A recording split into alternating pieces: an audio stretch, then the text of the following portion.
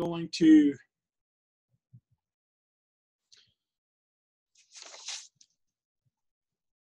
jump into Jacksonian democracy.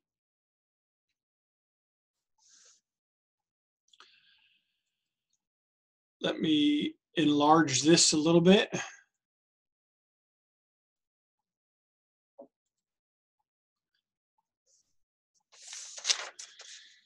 We were briefly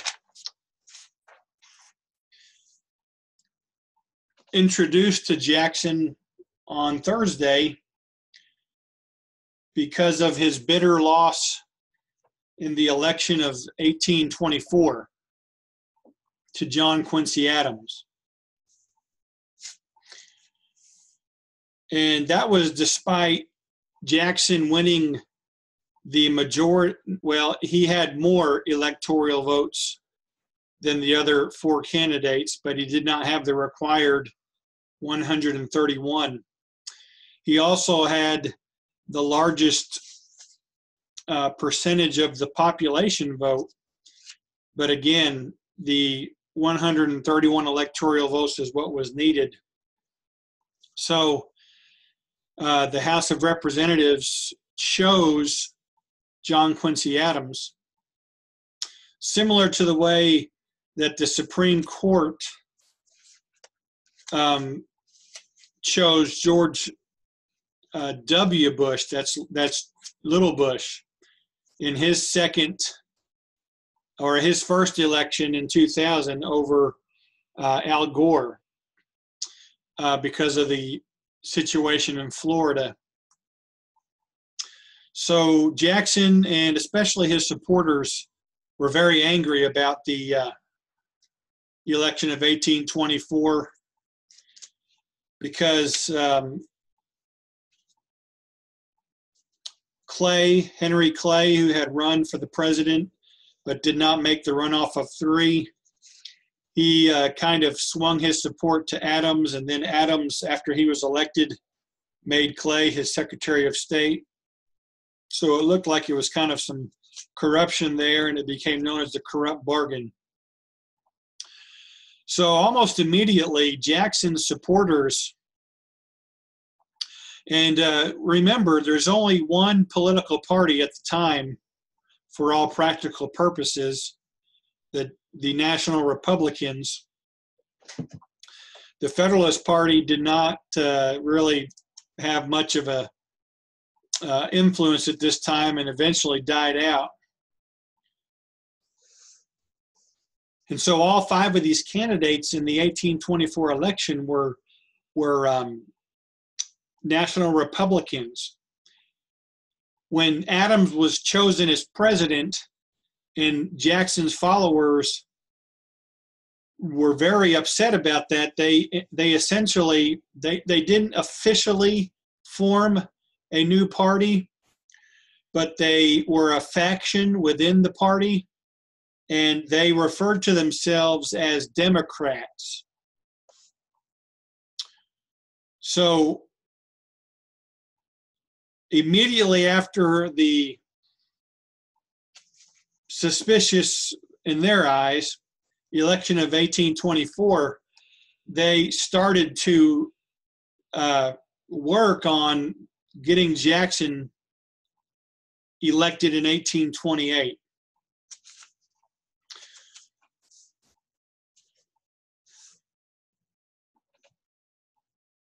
So let's just briefly be reminded about who Andrew Jackson was.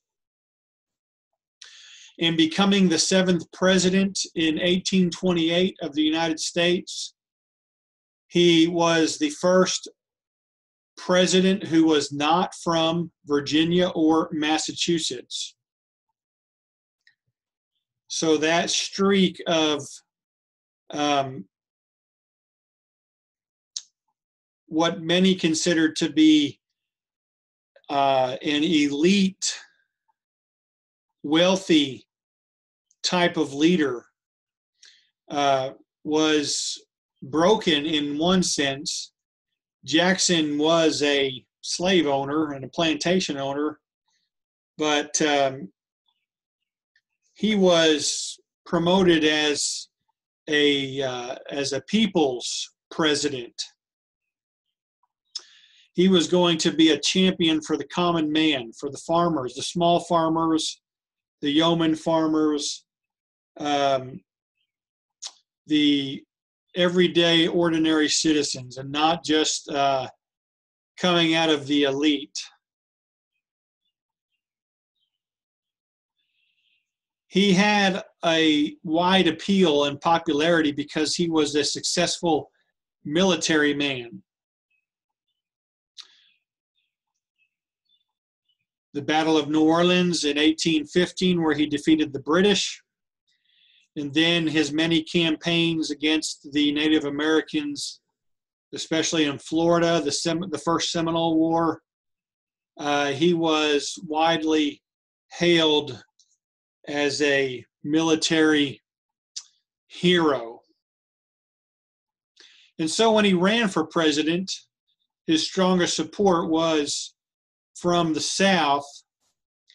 And we have to think more in terms of not just Virginia and Maryland, which would now be considered the upper South, but these states that had come into the Union since our republic was formed: Georgia, South Carolina, Alabama, Mississippi, Tennessee. They had been added, and so that's where Jackson was strongly supported from.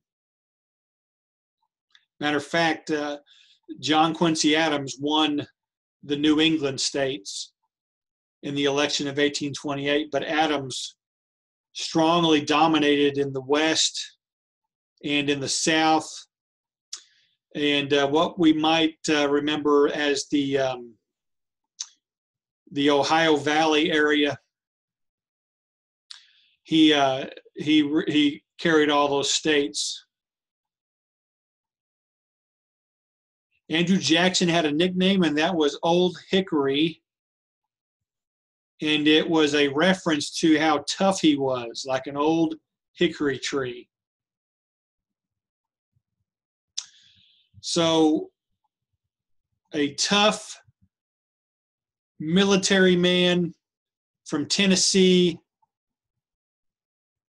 more in common with the common ordinary folks, the small farmers, the country folks, has kind of a disdain for the elites of New England and maybe the upper South Virginia elite. And so he is considered the first presidential candidate to rise from the masses.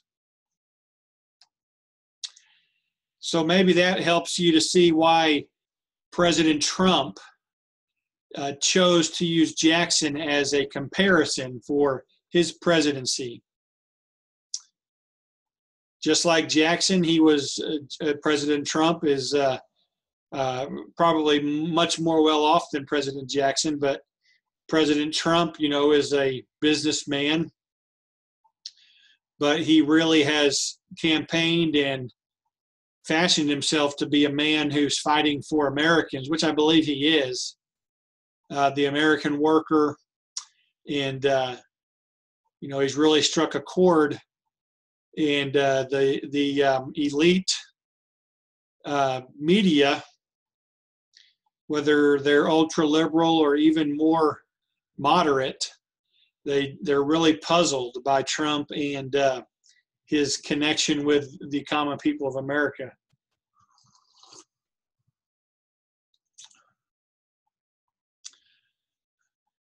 A couple more things about Jackson, why he was considered tough. When he became president, he still had 2 bullets lodged in his body, and not from war, but from duels. Andrew Jackson had survived several duels, and that was a common way for gentlemen, and when I say gentlemen, I'm talking about the idea of a gentleman back in those times. more of the upper class men in society. If they were insulted by somebody or they wanted to resolve an issue, they would have a duel. Walk 10 paces, turn around and shoot. So he survived several duels, had 2 bullets still lodged in his body. So he was a tough guy. And so that is a part of his,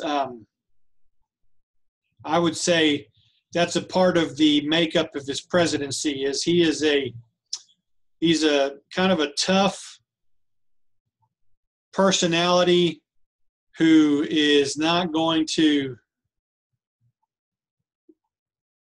do well with insubordination, being a military man. He would use diplomacy. We're going to see that this morning, but he wasn't afraid to threaten use of the military, physical force, and that's one thing that Jackson is known for. Is he was very straightforward about he wanted to increase the power of the presidency. He wanted executive power to kind of rise to be not just equal with, but in some sense above the legislative and judicial branches. And he wanted it to be the people and the president and the people. Our government is a government by the people, right? And really the people are the leaders who elect these representatives.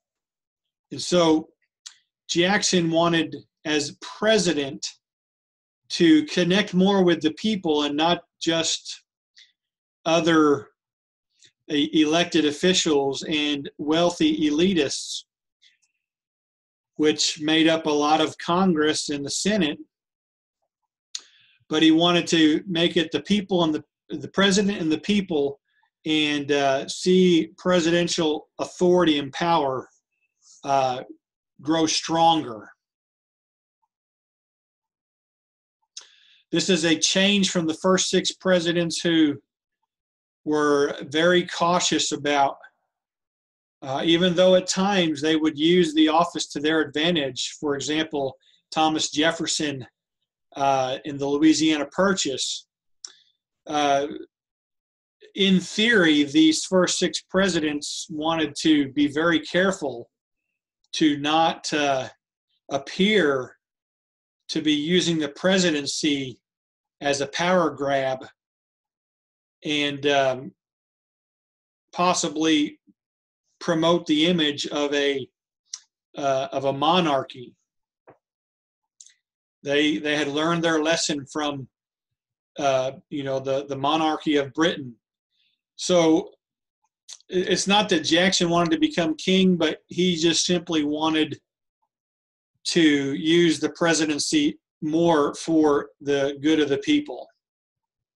Any questions on him as Jackson the man before we look at Jacksonian democracy?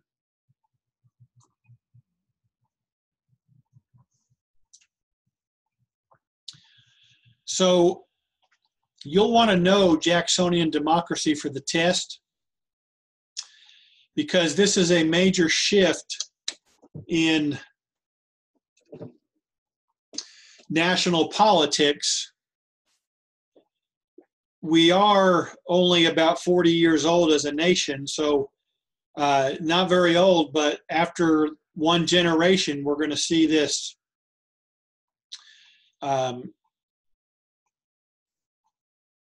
not a complete change, but a very strong element that will have a lasting effect on the American political structure and situation.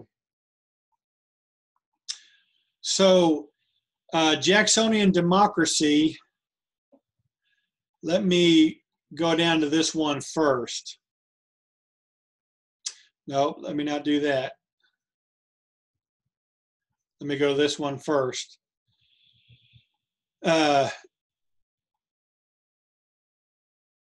His style of leadership was even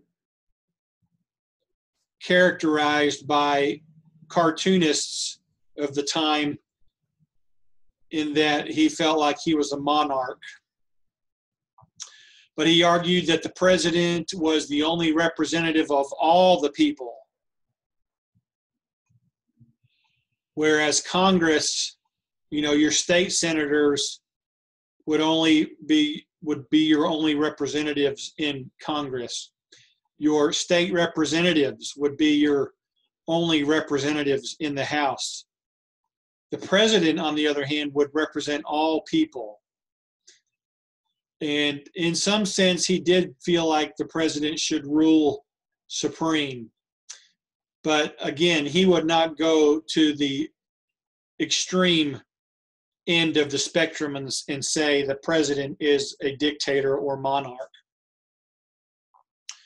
Congress, of course, did not agree. And so there was that struggle between those two branches over who should dominate.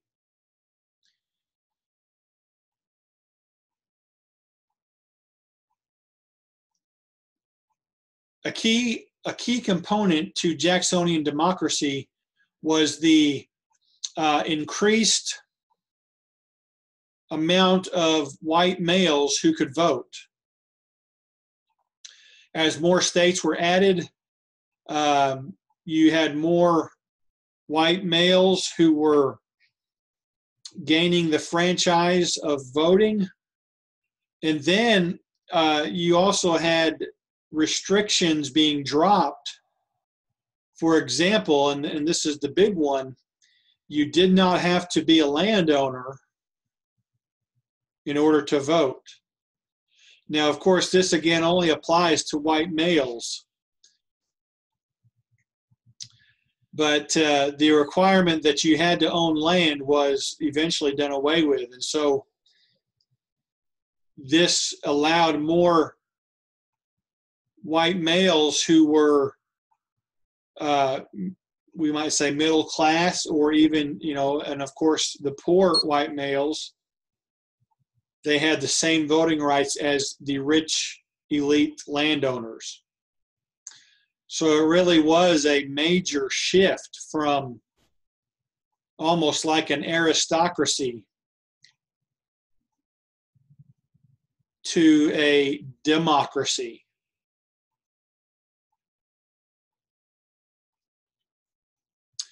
Jackson promised to protect the poor and humble from the tyranny of wealth and power.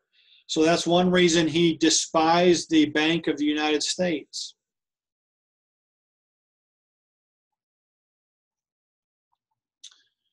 His goal as a president was to elevate the classes who were the working classes,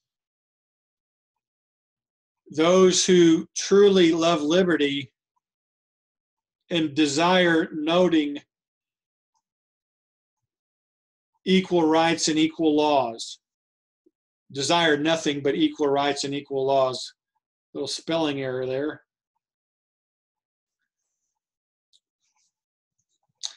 So Jackson said, you know, in his view, this, you know, the poor and the humble and the landless, they have a dream too. They have the American dream of being able to be free and have equal rights and equal laws. You know, many people would say this is just a continuation of our revolution in which we broke away from the tyranny of England.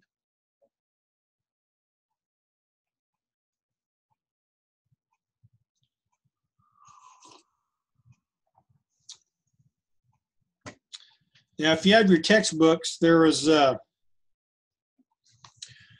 really good summation on this on page 316 that I wanted to read to you.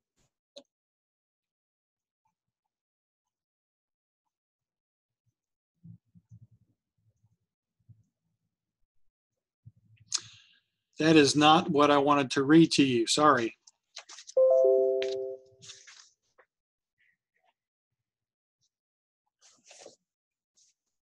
Scratch that.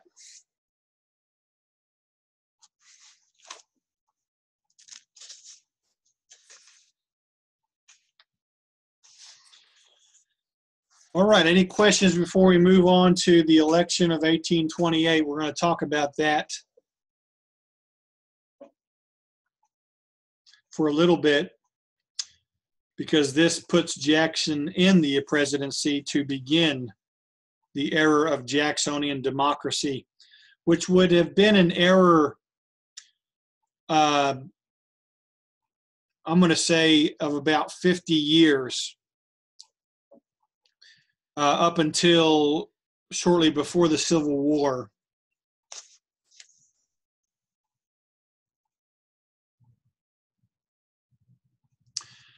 Okay, I've got to get a move on, so we're going to start going through this rapidly. So the election of 1828, the Republican Party is divided, and President Adams is supported by the National Republicans.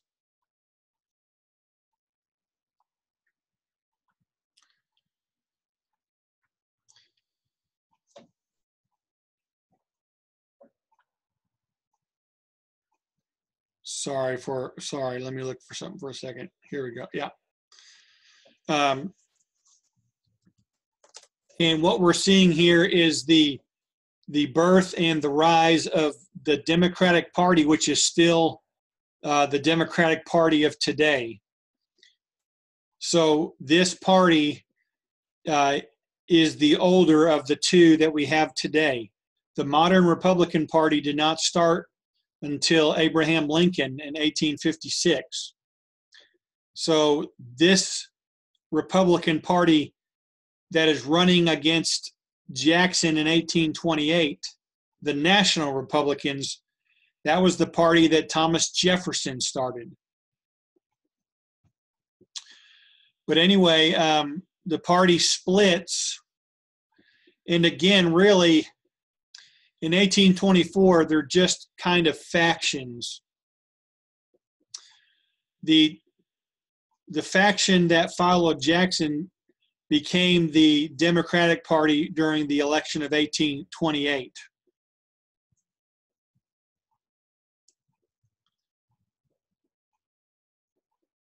Jackson won the electoral votes by a large margin, and so John Quincy Adams only served one term.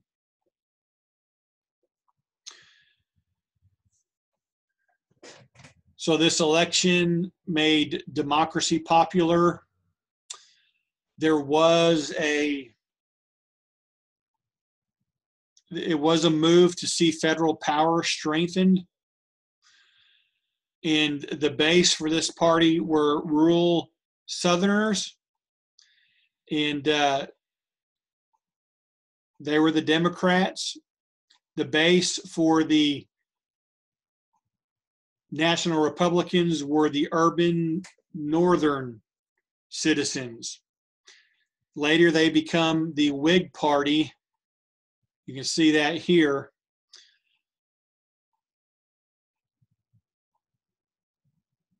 The Federalist Party kind of died out. Remember, these were the first two parties. This Democratic Republican Party is also the National Republicans, where they become the National Republicans. This was the party started by Jefferson. I think I said National Republicans earlier. Should have been Democratic Republicans.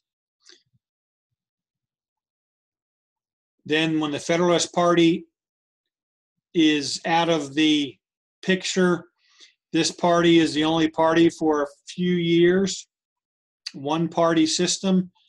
And then with this 1828 election, the party kind of splits, the Democratic Party.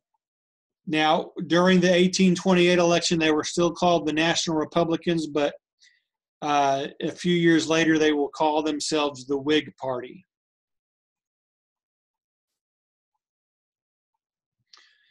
They will not last very long, and then a new Republican Party rises under Lincoln's leadership.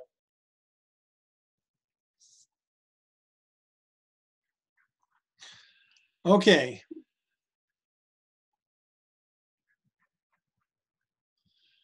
So under Jackson's presidency, these are some of the key things that happened. Jackson introduced what was called the spoils system. He got rid of about 1/5 of the federal workers, and he replaced them with many personal friends and those that were loyal to him. And this is what became known as the spoils system, from the saying, "To the victor go the spoils."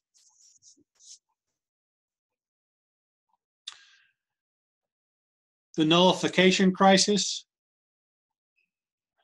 which is tied into these two tariffs. Jackson waged a war against the Bank of the United States of America. And then, of course, Jackson is known for the Indian Removal Act, in which time the Trail of Tears occurred with the movement of the 5 civilized tribes from the southeast to the Oklahoma Indian Territory. Very briefly, Jackson hated the Bank of the United States. He felt like the bank was too powerful, and it really benefited primarily the elite, wealthy people in government. He said, "I am one of those who do not believe that a national debt is a national blessing, but rather a curse to a republic, inasmuch as it is calculated to raise around the administration a moneyed aristocracy dangerous to the liberties of the country." You know, the National Bank had 29 branches throughout the colonies, throughout the states, and then over 400 state banks kind of connected to them. And so they really, the Bank of the United States had a monopoly, and they were tied in with the national debt, and Jackson just hated that.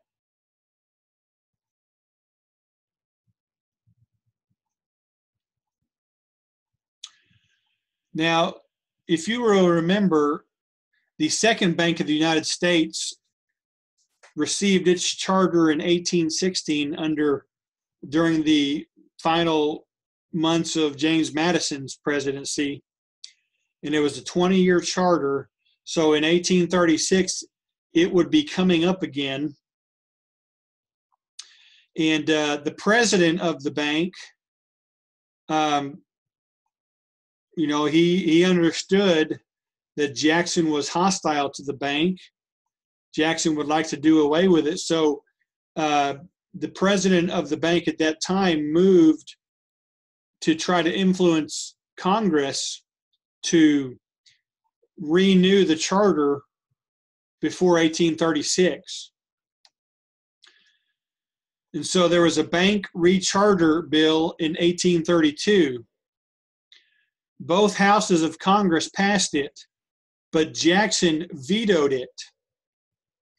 And eventually the Senate would not override Jackson's veto. So when the election of 1832 came around in a few months, the overriding issue was the Bank of the United States and its future. Now, in vetoing this bill, Jackson is demonstrating his flexing of the executive authority's muscle. During his presidency, he eventually vetoed 12 total bills that came from Congress. That was more than the first 6 presidents combined. So he really was using the executive power to influence government, influence the nation. So in 1832, in that election, which he won even by a bigger landslide, again, the major issue was the future of the Bank of the United States. Let's talk about the nullification crisis. You'll remember from your quiz that there was a tariff in 1828. This tariff taxed imports from Britain so that American merchants could make more money. But the British were getting their cotton from the South, and so with a tariff on them, they greatly reduced their purchase of Southern cotton. Well, that did not sit well with the South, and so they called it the Tariff of Abominations. In 1832, South Carolina, which had continued to seethe with anger about this tariff in 1828, in 1832, let me find my notes here.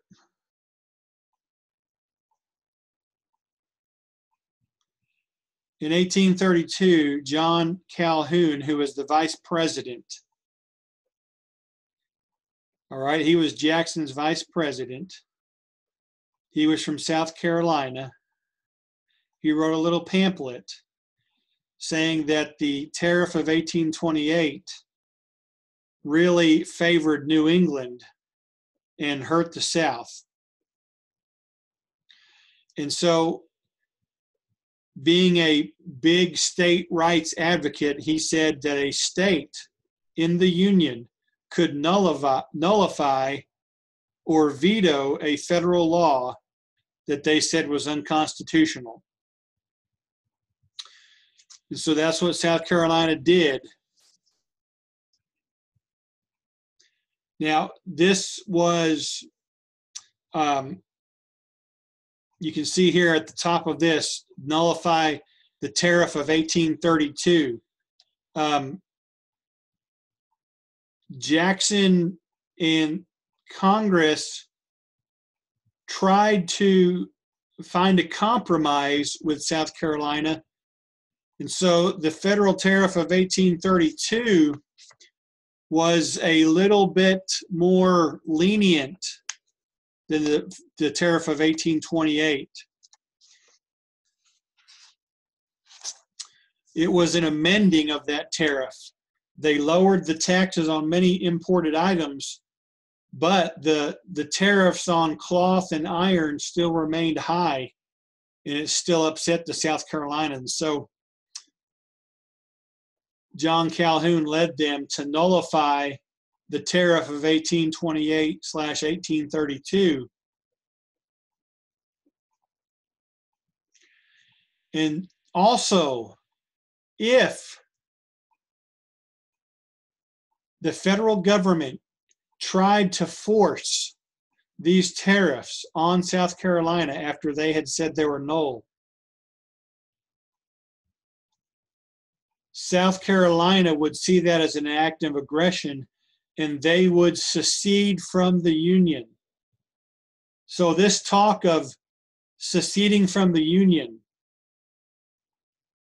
and causing a civil war was around in the early 1830s.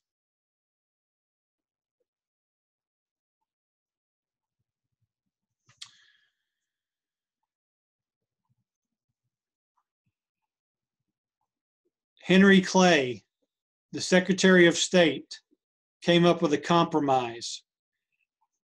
You can see here that President Jackson, when South Carolina refused to pay the tariff and said they declared it null and void, President Jackson had Congress pass what was called the Force Act, and it gave him permission to send the Army down to South Carolina. Henry Clay, who was called the Great Compromiser, he came in the middle and mediated a compromise in 1833 in which the tariff would gradually be lowered over a 10-year period by about 25%. So South Carolina accepted that. But to save face, they declared Jackson's Force Act null, which Jackson didn't care about because the thing had been taken care of. A civil war had been averted in 1833. But as you can see here at the bottom, sectionalism continued to become more and more distinct. Specifically, the South was very distinct from the North. So we'll pick up there and talk about that briefly after a break.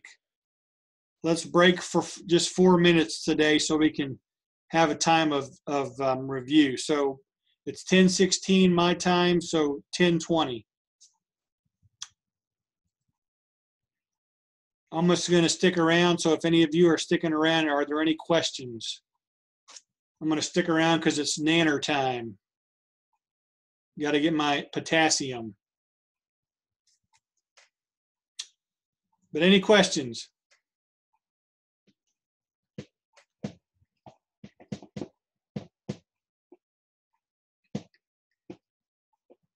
Got to drop some LBs. The heart doctor says about 40 more LBs to go.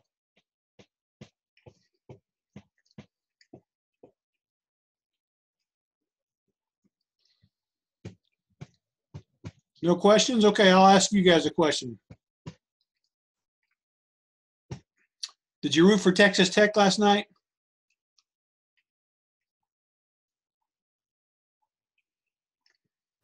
Who won, actually? I didn't see.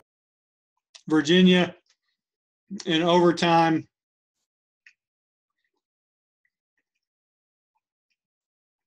That would have been great if they won, because the Big 12 would have had both the women's and men's national champions.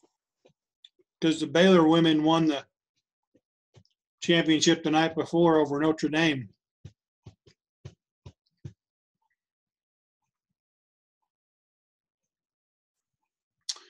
Now, one of you schools had your prom last weekend. Was that Spiro? Yes. Fun? I didn't go. It was fun. I went. What was the theme? The 1920s. 1920s. That's why I didn't go. So did some of the girls dress up as flappers? Nope, none of those.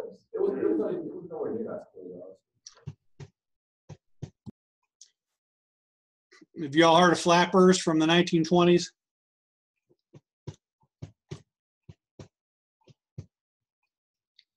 I didn't make that up. That's not an insult. They were called that.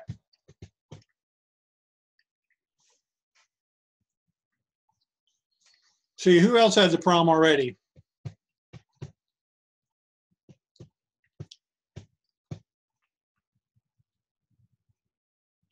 Arcoma, right?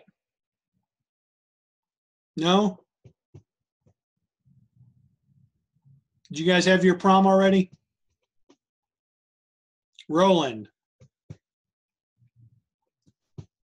We haven't had ours yet. Muldrow.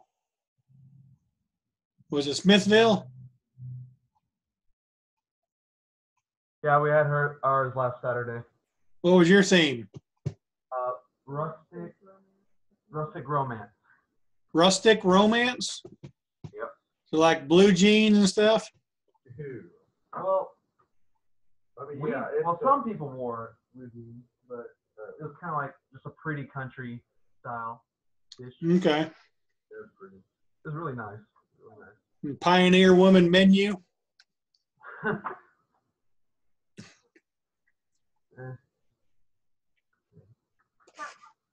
Not quite, but it was pretty. Was it outside? No, we did it in our gymnasium. Okay.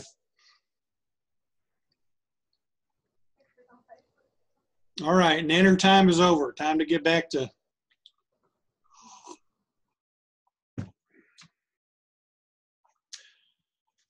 Back when I was in college, there was this rapper called MC Hammer. And it was Hammer Time, so now it's nanner time.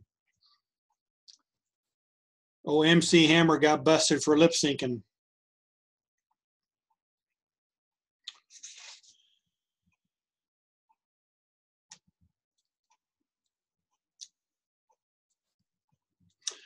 Okay, so the seeds of Civil War are planted in the 1830s, and the North and South really start to become more and more uniquely distinct. Briefly, Andrew Jackson, for being a excuse me, for being a man who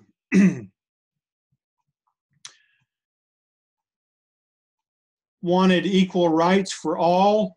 Of course, he was a slave owner, and he really wasn't one for emancipation of the slaves. But that was quite common for white Southerners back then. But also quite common was them to be professing Christians, devout Christians, of which Jackson professed to be, but he had a strong animosity towards Native Americans.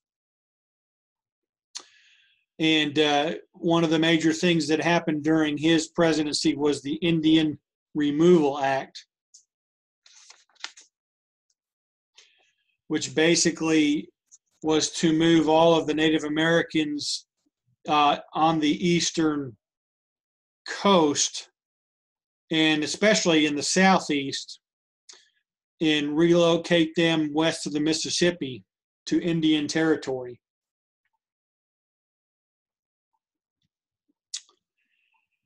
This this little graph shows the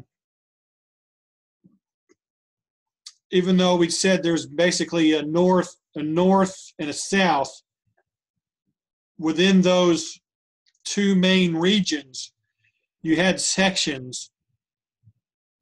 New England now is in the very upper corner of the Northeast. Manufacturing, foreign trade, progress in education, free labor. And now the area of New York and Pennsylvania was called the Middle Atlantic section. They had coal mining and foreign trade, as well as trade with the West, and also free labor.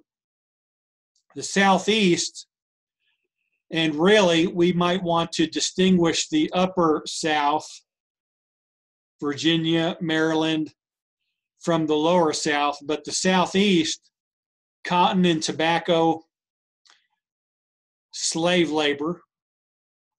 The Southwest, also slave labor, but different crops of agriculture. And then the Northwest, up here, Indiana, Illinois, Minnesota, Wisconsin, Michigan, Ohio, agriculture, small farms, trading on the lakes, the Great Lakes, free labor.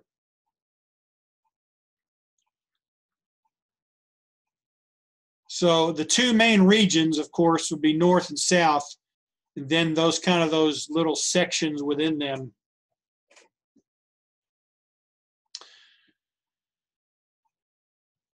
Let's talk about, and this is going to be a flyover jet tour of Chapter 11.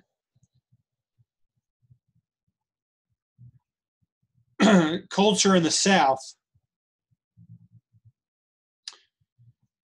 and I think I mistakenly said last week it deals with the Civil War, but that's not until next module. The South, their culture revolved around what they called the peculiar institution, which was their way to refer to slavery without saying slavery. And so as the South is becoming more and more insulated and isolated, they are going to protect their peculiar institution. One of the sections in the textbook mentions how there was 2 myths about the South that had developed. The South said that slavery was really a good thing. It was a good thing for both the whites and the slaves. It benefited all people financially. It benefited the slaves by giving them work, giving them food and board, clothing, and they tended to emphasize that the planters were good, genteel Southerners who had an affection for their slaves. The other myth, and when I say myth, it's because there are elements of truth in it as well as elements of myth. So the Southern myth, there were some good Southern plantation owners who did treat their slaves well. There were some, but for the most part, it wasn't all this. The North basically depicted them as cruel and as morally wrong, and getting rich at the expense of the enslavement of other human beings.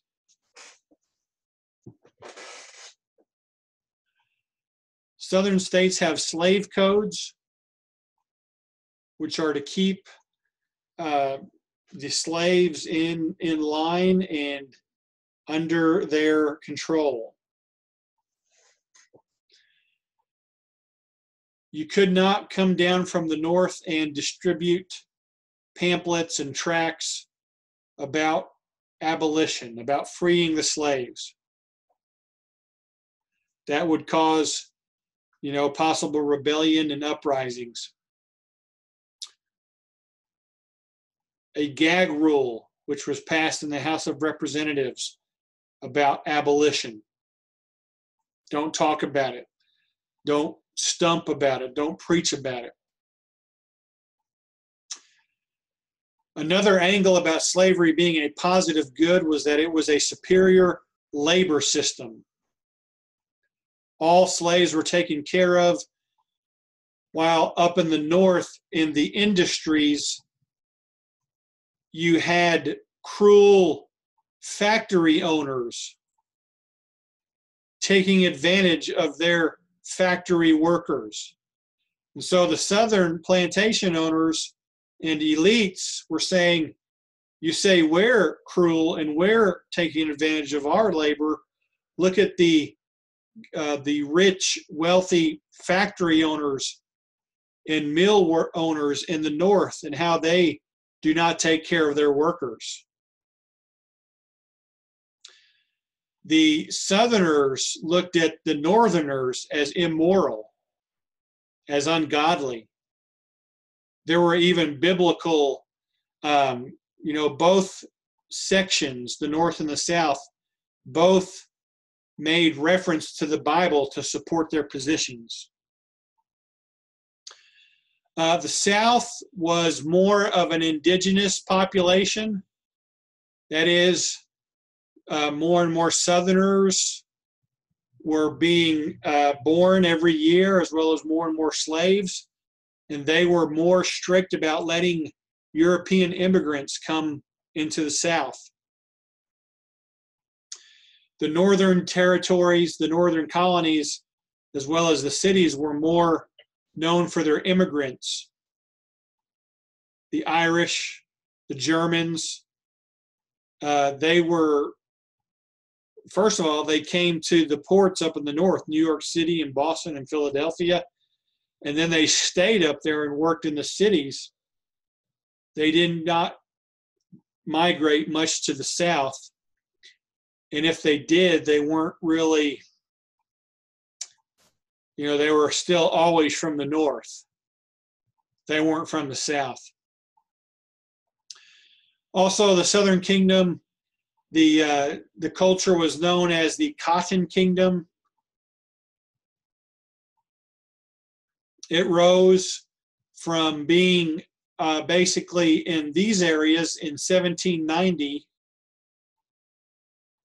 And you can see Virginia is in that. And it's more in the upper South.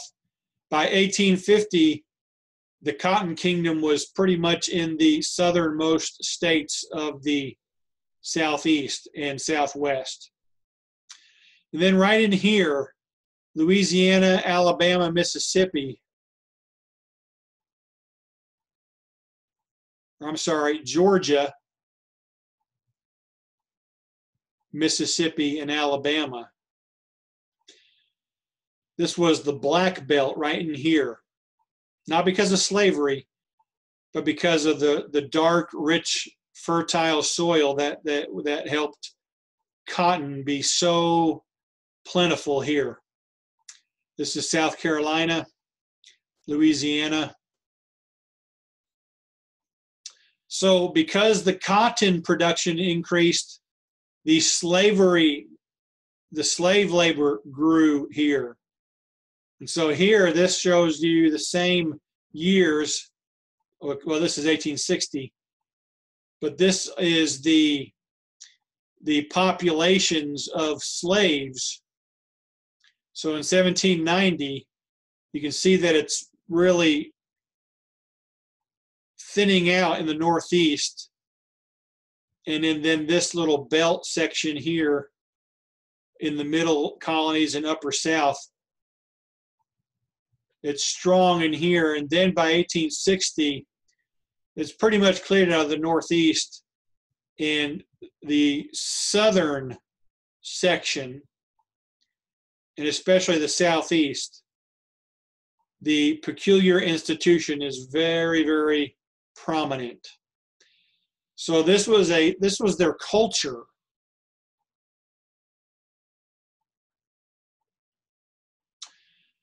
Now, as slavery grew in this area, as you can see how the crops were kind of distributed. Here's the cotton. Right in here would be that black belt of soil. Corn was a major crop. Tobacco had really decreased, but still a large area in Virginia, and then over here to the west, and then these other crops.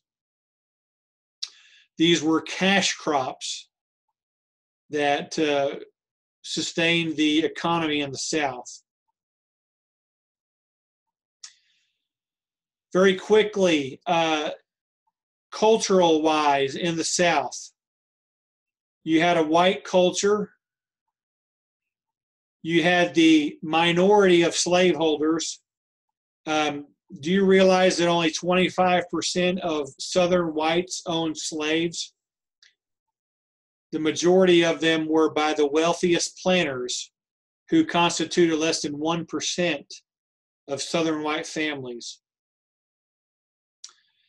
Your poorer planters, the middle class ones, most likely lived in log cabins, and the wives of the planters kind of supervised the plantations.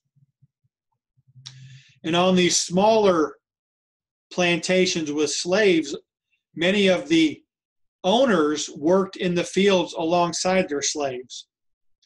Not so on the large plantations, where you had a slave master or a slave driver who was over the many, many slaves that were owned by planters. The majority of whites in the South did not own slaves. And here was kind of a paradox. Poor whites in the South who did not own slaves despised the rich whites, but at least they knew that they had rights that the slaves did not. So it was kind of like a tri-racial setup. The rich whites with slaves, the poor whites without slaves, and then the African-American slaves. Slave life varied from plantation to plantation. There was harsh treatment. Again, you did have some smaller plantations where the owners were very kind to their slaves and developed relationships with them and even worked side by side with them in the fields. The slaves developed their own culture in which religion was very key, especially Christianity, and specifically a mixture of Christianity and African American beliefs.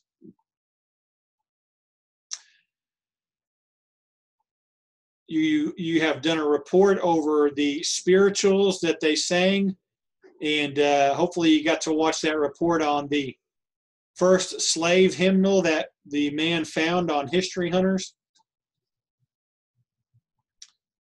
But also religion, and especially in Christianity, the themes of being set free from slavery. You know, the Israelites coming out of Egypt, people who follow Christ being set free from sin. These are things that resonated with them. There were, from time to time, resistance by the slaves, several rebellions and uprisings. This caused southern states to tighten their slave codes. So, kind of a quick run through on that. I will post these slides on the course homepage today. What I do want you to know about Chapter 11, Chapter 11 will not be very prominent on the test, but I do want you to be familiar with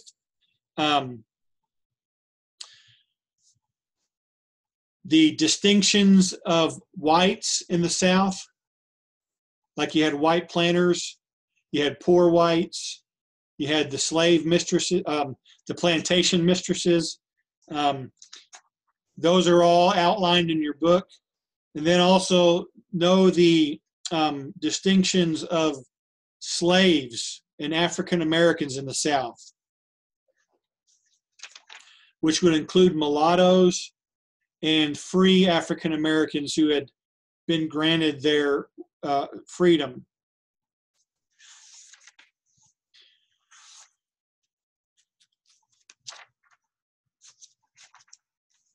You'll want to know where the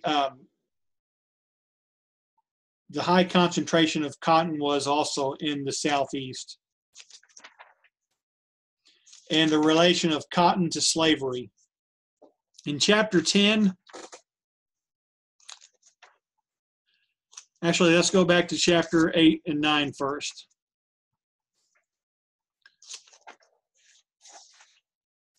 In Chapter 8, you'll want to know the elements of the emergence of a market economy. Remember those things? Transportation was improved, communication also made increases. Know those things. Also, the industrial development increasing and the technology that was a part of that.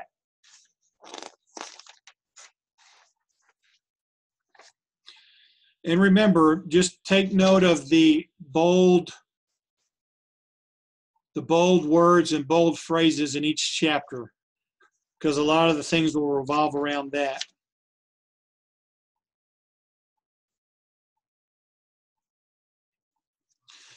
There might be something about the immigration in which, remember, the Irish and the Germans were the largest group of immigrants at that time.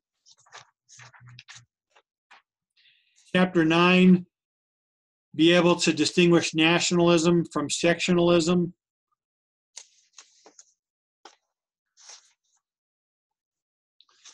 There's a couple of Supreme Court cases you want to be familiar with in Chapter 9.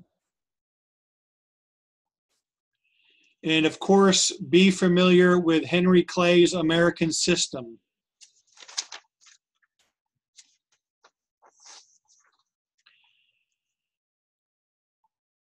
Understand the key things about what happened under President Monroe, the Missouri Compromise and the Monroe Doctrine.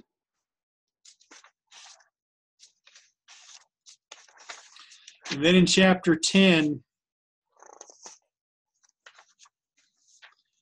it will be focused on what we went over today.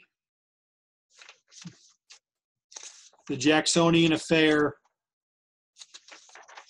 So again, I'll put these slides up. You'll have them. Do you have any questions about any of the material that we've gone over or in these chapters that you want to be clear about or anything else?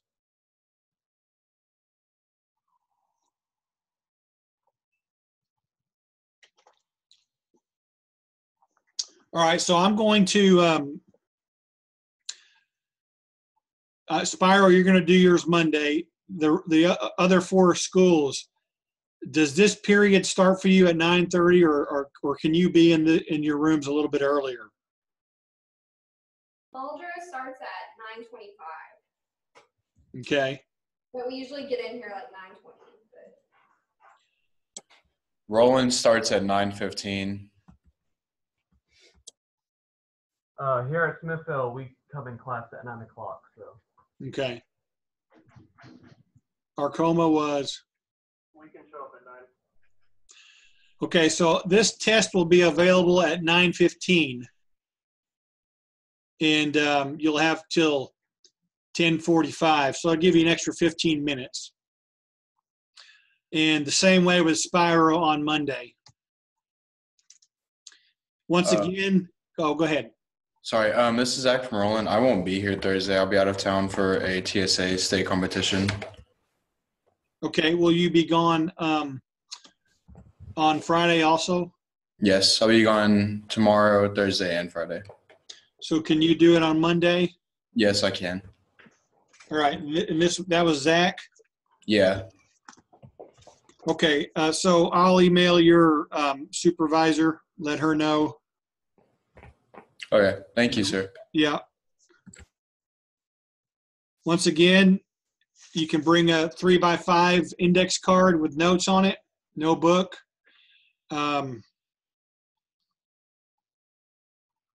Email me with any questions beforehand. I'll have this video up in a couple of hours along with the slides. Have a great Wednesday or rest of the day today and Wednesday. You as well. Thank you.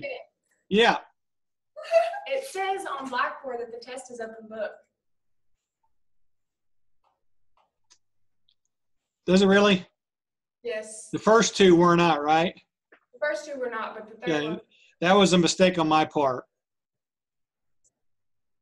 So, huh? So can we use our book? No. Yeah, you can bring your book. I'll let you do it. Okay, thank you. Yeah. Roland and Arcoma.